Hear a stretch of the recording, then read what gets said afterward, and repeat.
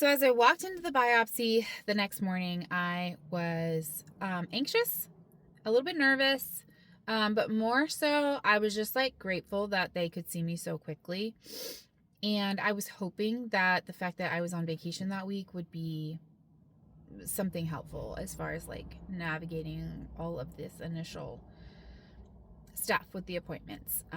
Because I know it can get crazy, and if you're not available, then you're kind of waiting, and that makes it harder because you're stressed, and it's not fun. The biopsy itself wasn't too bad. I have a pretty high pain tolerance and a pretty high pain threshold, especially when I know that there's like a reason for the pain. I can sort of like disassociate and tell my brain that it's going to be okay and breathe through it. So and they have like numbing stuff that they do, and they try to make you as comfortable as possible, and I mean it's good. It's not like torture like some other feminine healthcare is. This was not too bad, and it was over fairly quickly. I could tell that they found something.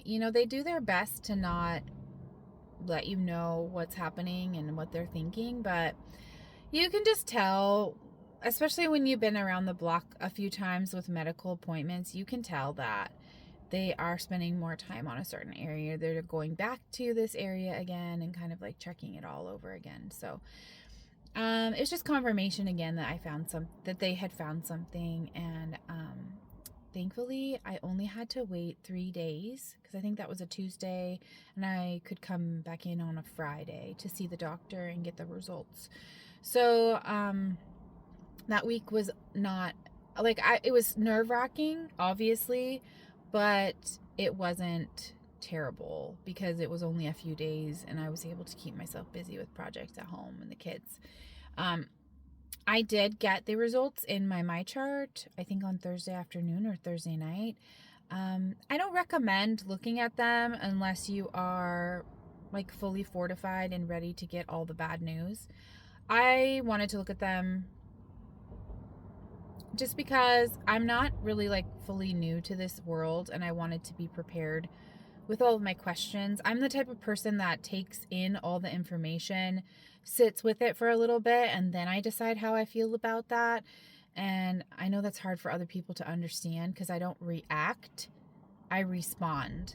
And the best way for me to respond is if I have all the information. So that's what I wanted before moving into it with a doctor. Like I wanted to know how big it was, where it was found, so that I could ask all the right questions when I saw him the next day. He was wonderful. Everybody at the clinic was wonderful. I was a bit emotional, more so because I was feeling a little betrayed by my mom at that point. Like, I was her rock through her breast cancer battle, and I was with her for all 10 years of it. And I don't, like, some of it was not very healthy on her part. Some of it, she leaned on me too much. She didn't treat me exactly well. I understood that it was partially because she was in so much pain and she was scared. But things like, I gave birth the day I brought my baby home from the hospital was going to be her last day before her mastectomy. She wanted to come over for dinner to see the baby. Totally fair. On her way over, she's like, "Oh, I'm just calling to see what you have for dinner. Because I want to make sure it's something that I'm going to like, since I'm not going to be, eating much for the next few days while I'm in the hospital." And I was like, "What?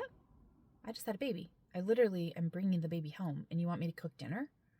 Usually when you visit somebody who's just had a baby, you bring dinner. Now, understandable, she's going through some stress, but freaking bring some dinner over. I don't know. But just like things like that, she kind of took over all of our holidays where we have to do it this way because it might be my last. And like, I get it to some degree, and I will take responsibility for going with that, but I don't know. I just kind of felt like really upset that there was nobody to support me. Because my dad was there for the first 7-ish years of her battle. And then after he died, it was just me and my kids, you know, while we're navigating our own lives at the same time. And we dropped everything to help her. And then here I am now navigating this completely alone. So yeah, it was emotional. I was at the same clinic that she went to, so I was walking the same halls, meeting the same people, going into the same rooms. It was kind of cathartic in a way because I sort of felt like she was with me, but at the same time, it was a reminder that I was doing it alone. And it was kind of like a moment for me to take a look at all of my relationships and see, where am I giving myself too much that I'm not getting any reciprocation? And that was probably the biggest change for me throughout this entire journey, was taking a look at my relationships and where am I intentionally being a doormat? Because people can ask ridiculous things of you, but it's your fault if you say yes to those ridiculous things. So that's been kind of like a sub journey that I've been going through, is learning to not say yes to ridiculous things.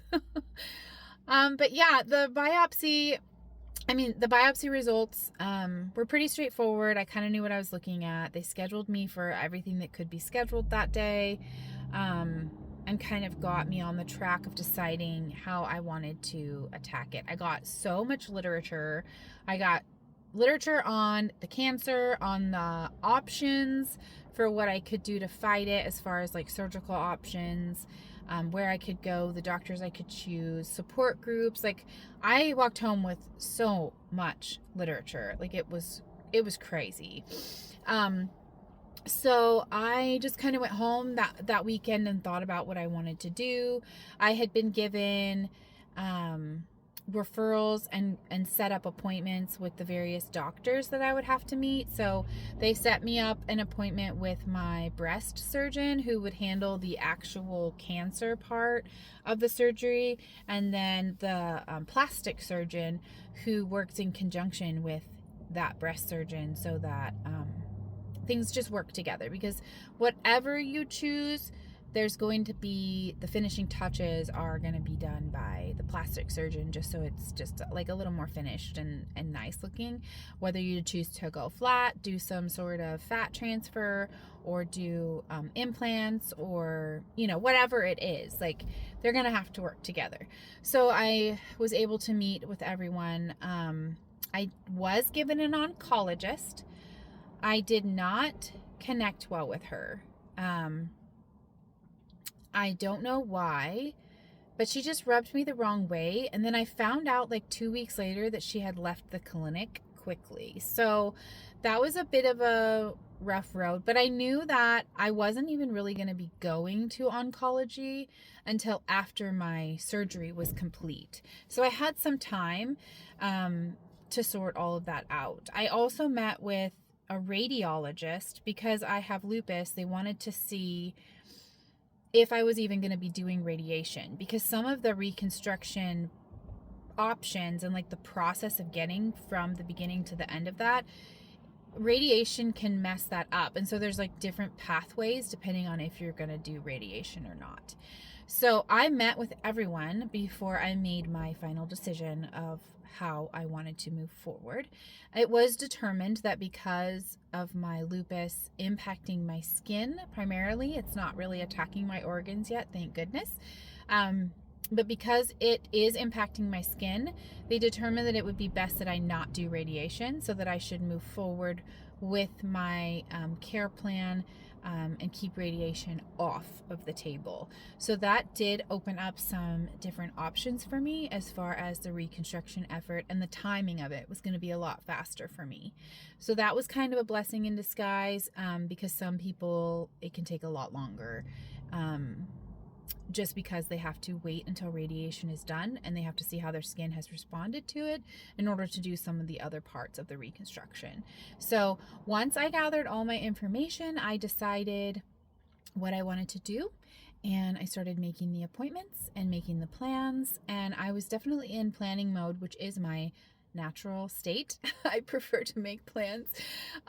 That's how I cope. So I was making all the lists and getting ready for everything that was coming.